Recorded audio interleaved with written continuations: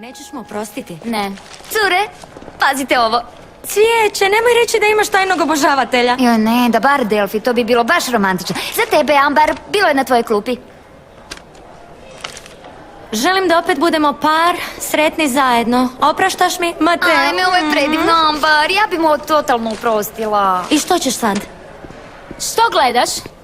Da ne bi ti trebala dobiti cvijeće jer si pjevala s mojim dečkom, ha?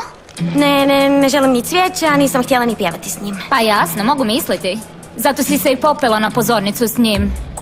Ako si se htjela osvetiti, nije ti uspjelo.